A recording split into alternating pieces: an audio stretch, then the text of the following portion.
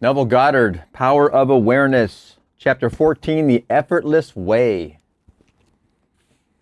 The principle of least action governs everything in physics, from the path of the planet to the path of a pulse of light. Least action is the minimum of energy multiplied by the minimum of time.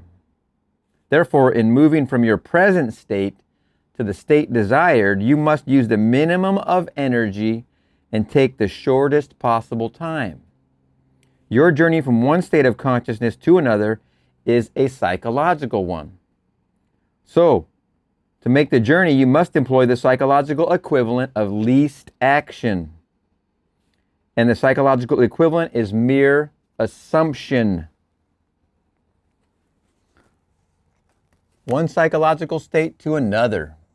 I am, all that is, God, right there. Our self-concepts that we occupy. We've occupied many, we're occupying one now. This one, let's say for fun. And we want to occupy that one. How do we get from this one? How much time does it take? How much effort does it take? Least action is the minimum of energy multiplied by the minimum of time. Minimum of energy multiplied by the minimum of time is how we go from one self-concept to another.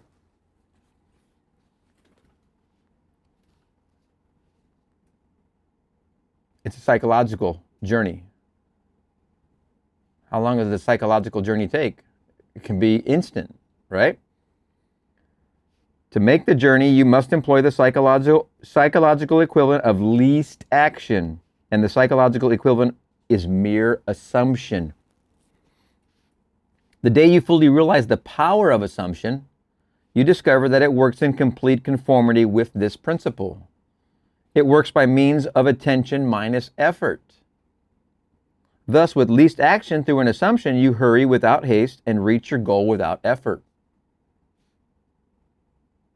Because creation is finished, what you desire already exists.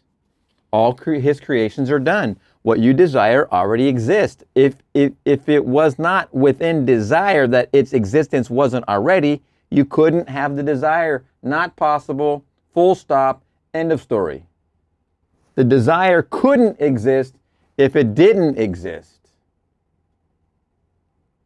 And all we are doing together here is trying to understand how to consciously bridge that gap. That's all we're trying to do. Because creation is finished, what you desire already exists. It is excluded from view because you can see only the contents of your own consciousness. It is the function of an assumption to call back the excluded view and restore full vision. It is not the world, but your assumptions that change. Listen to that. When you occupy this new concept, the world didn't change, your assumption changed from here to become here. Because creation is finished, I must repeat this, it's very profound. Because creation is finished, what you desire already exists, okay?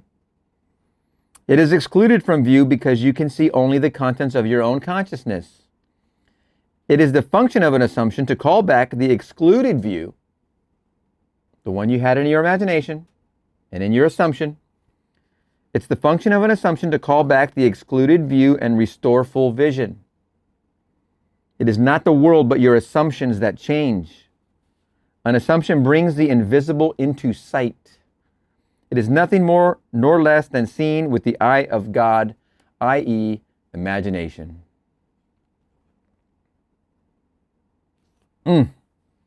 For the Lord seeth not as a man seeth, for man looketh on the outward appearance, but the Lord looketh on the heart. For the Lord seeth not as a man seeth, for man looketh on the outward appearance, but the Lord looketh on the heart. Man looketh on the outward appearance. Here's the outward appearance out here. The Lord seeth not as man seeth. Man sees out here. The Lord seeth upon the heart of the matter. To him that hath it is given. To him that hath not is not only not given, but taken away, and given to him that hath, therefore, the objectification of the subjective oppression, the subjective impression. To him that hath it is given. For the Lord seeth not as man seeth, for man looketh on the outward appearance, but the Lord looketh on the heart. The heart is the primary organ of sense. Oh. The last chapter we were talking about sense, right? The heart is the primary organ of sense, hence the first cause of experience. What does it feel like when you fall in love? Your heart's not, you want to say it's your heart, but it's more like your stomach. It's more like this very light, crazy, I don't need any food feeling. I don't think I have to eat for another 40 years. The heart is the primary organ of sense, hence the first cause of experience. When you look on the heart, you are looking at your assumptions. Assumptions determine your experience. Watch your assumption with all diligence, for out of it are the issues of life.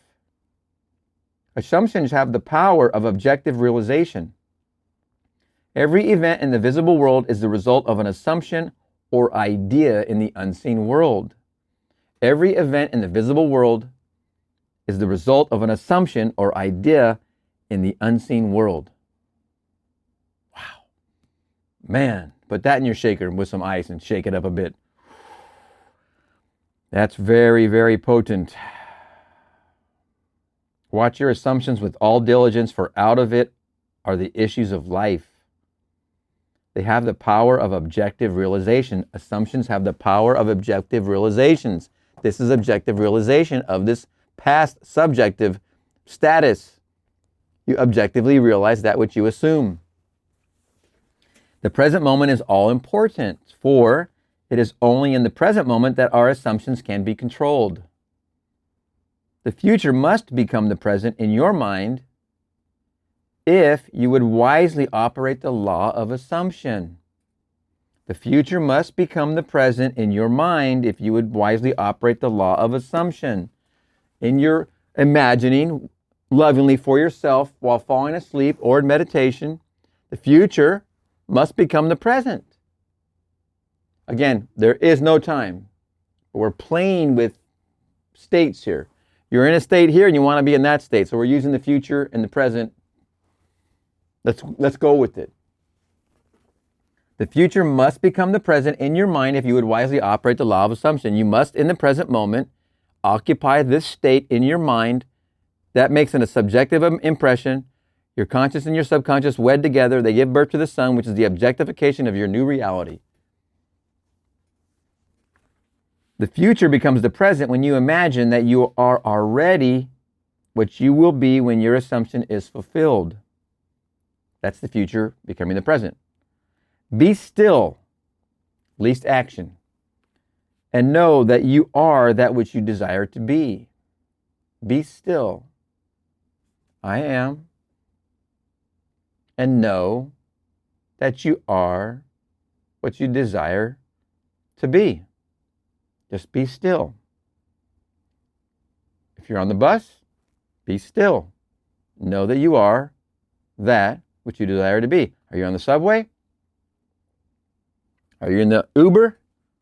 Are you in the taxi? Are you on the plane? Be still and know that you are that which you desire to be. The end of longing should be being. The wonderful story of Neville with the gal, I think she was a student, and she was on a streetcar, and it was Christmas vacation. Her father had just passed away, and she was blending the tears coming out of her face with the raindrops coming out of the sky, and imagining that it wasn't on the streetcar she was, but she was actually pulling into, oh my goodness, where did I forget what country that was? I think it was a place that you had to get to into a port with a boat on a ship. She was imagining her being in that other place.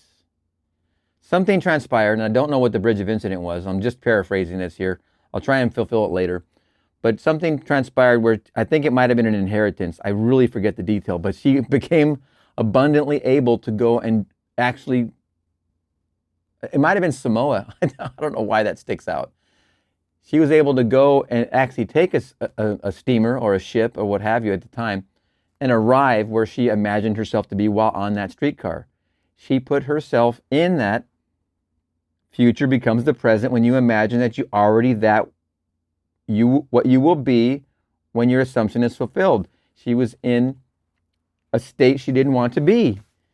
She blended the raindrops that existed in this state with her tears and intensely made the impression onto her subconscious of being in the harbor, pulling into the port, and eventually she did. I don't know how long. It was a very short time, I believe it was. The end of longing should be being. Translate your dream into being. Perpetual construction of future states without the consciousness of already being them, that is, picturing your desire without actually assuming the feeling of the wish fulfilled, is the fallacy and mirage of mankind. Very, very potent sentence. I will repeat it. Perpetual construction of perpetual construction of future states without the consciousness of already being them, that is, picturing your desire without actually assuming the feeling of the wish fulfilled, is the fallacy and mirage of mankind. Wow. It is simply futile daydreaming. Perpetual construction of future states without the consciousness of already being them. There it is. If you're not going to do it with your consciousness, you're not going to arrive. Your ship is not going to come in, as they used to say.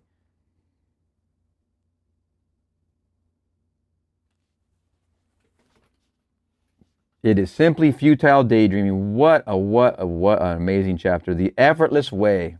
I really appreciate your journey from one state of consciousness to another is a psychological one. So to make the journey, you must employ the psychological equivalent of least action.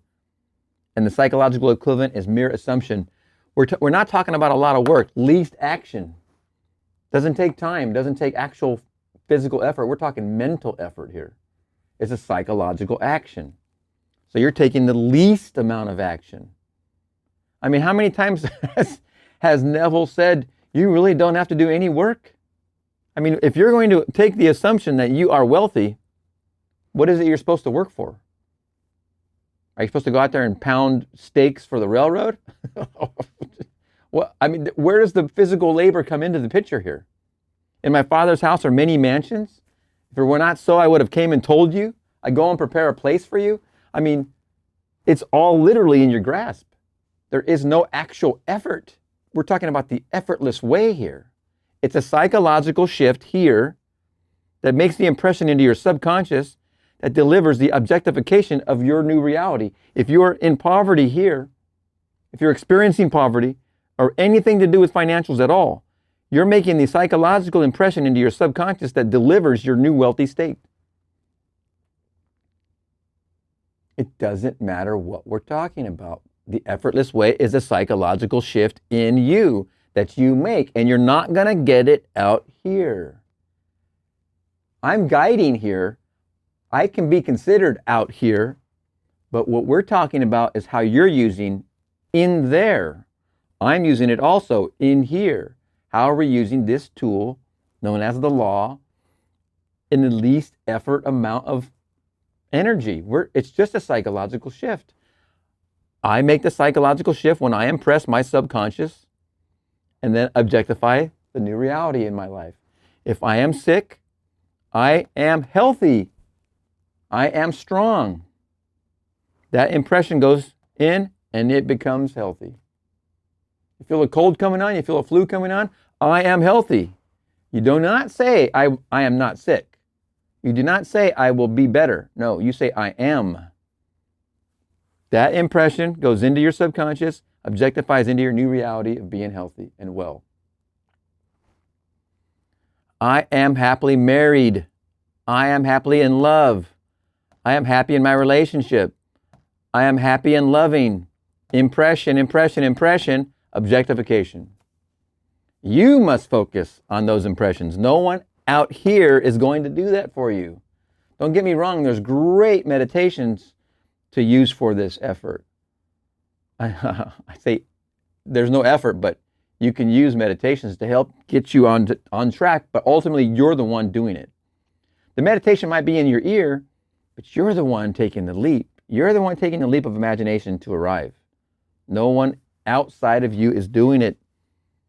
If you get a meditation, for instance, it's from without, seemingly, but it's you making the decision in this illusion called time, and the slowness or expediency of that impression is up to you. What kind of baggage do you think you have? Baggage is bullshit. Baggage is nonsense. It doesn't exist. You're only in a now. That moment's the only one you have. Remember, there's no past, there's no future, there's only now. And in your now, you can put blockades in front of yourself, or you can get them out of the way and say, screw all that crap. I'm doing this right now because I'm sick of this. I'm doing this now. I'm making that impression now. And nothing else, not the news, not the TV, not the whatever, not the rumors, not the things they say at work or the things they say whatever. Nothing without's going to affect you. You've now made the determination and you've made the decision that you're going to make that impression. Boom. Well, I'm happy for you. All right. Power of Awareness, Chapter 14, The Effortless Way. Oh man, what a great chapter. We'll see you in the next one.